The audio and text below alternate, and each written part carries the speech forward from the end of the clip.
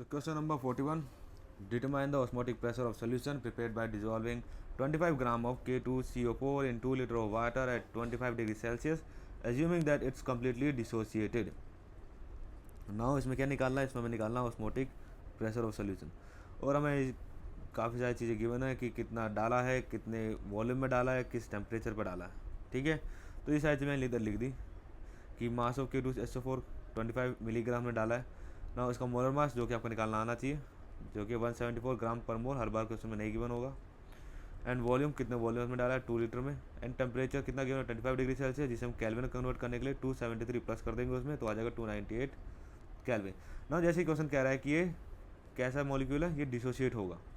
K2SO4 molecule क्या है, ये डिसोशिएट होगा। सो आपको जैसे पता है ऑस्मोटिक प्रेशर की दो इक्वेशंस होती हैं। ऑस्मोटिक प्रेशर की दो इक्वेशन होती हैं, दो तो वे हैं इसको निकालने का। फर्स्ट क्या है, पहला फॉर्मूला है pi equal to CRT, and second क्या है, पाई इक्वल्स टू ICRT ना। ये जो फॉर्मूला अप्लाई होता है वो उस मॉलिक्यूल के लिए होता है जो मॉलिक्यूल नॉन डिसोशिएबल होता है, या तो जो मॉलिक्यूल डिसोशिएट नहीं होती है और ना ही एसोसिएट होते हैं। ठीक है, उसके लिए यूज़ किया जाता है फॉर्मूला। ना जो ये फॉर्मूला है ये यूज़ किया जाता है उन मॉलिक्यूल के लिए जो डिसोशिएट भी होते हैं और एसोसिएट भी होते हैं। मतलब डिसोशिएट एसोसिएट कुछ भी हो सकते हैं दोनों में से। ओके, दोनों ही जरूरी नहीं, दोनों तो एक साथ नहीं हो सकते, या तो डिसोशिएट होंगे या तो एसोसिएट होंगे। ठीक है, तो ये फॉर्मूला उसके लिए यूज़ किया जाता है। और जैसे कि क्वेश्चन कह रहा है कि ये फॉर्मूला, ये मॉलिक्यूल क्या है, ये जो मॉलिक्यूल है डिसोशिएबल है, तो यहाँ पे हम अप्लाई करेंगे ये वाला फॉर्मूला। इरेज कर देता हूँ एक बार पहले मैं। तो यहाँ पे जब अप्लाई करेंगे ऑस्मोटिक प्रेशर फॉर्मूला, वो होगा पाई इक्वल्स टू ICRT। तो जैसे का फॉर्मूला देखो, हमें क्या निकालना है इसमें, हमें निकालना पाई। ठीक है, C हम निकाल लेंगे क्योंकि हमें मास है, मोलर मास है, वॉल्यूम है, तो कंसनट्रेशन हमारी निकल जाएगी। R कांस्टेंट होता है तो इसकी वैल्यू में मालूम है। T टेम्परेचर है जो कि ये रहा।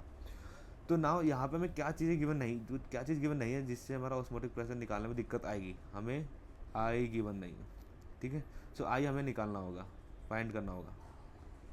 कैसे फाइंड होगा, तो पहले हम लिख देंगे यहाँ पे डिसोसिएशन रिएक्शन। तो K2SO4 किस में डिसोसिएट होगा, 2K plus plus SO4 2 minus.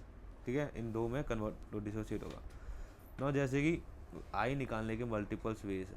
ठीक है, मल्टीपल वेज है, मल्टीपल्स फॉर्मूलाज है। तो यहाँ पे जो हम यूज़ करेंगे फॉर्मूला वो है कि जो नंबर ऑफ आयन प्रोड्यूस होंगे वो इक्वल्स होंगे वेक्टर फैक्टर की। बहुत सिंपल है कि I की वैल्यू क्या होगी, I की वैल्यू होगी बराबर कितने नंबर ऑफ आयन प्रोड्यूस हुए हैं, नंबर ऑफ आयन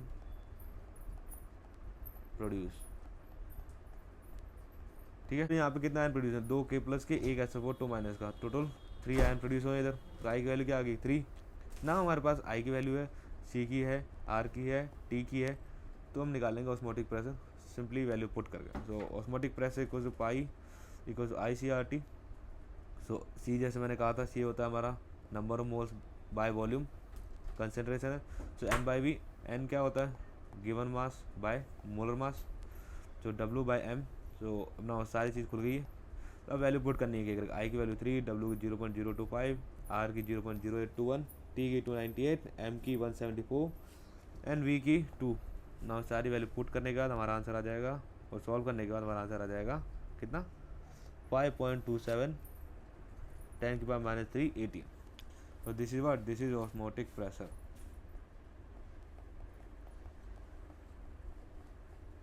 तो ऑस्मोटिक प्रेशर कितना है हमारा, ऑस्मोटिक प्रेशर हमारा 5.27 इंटू 10 की पावर माइनस 318।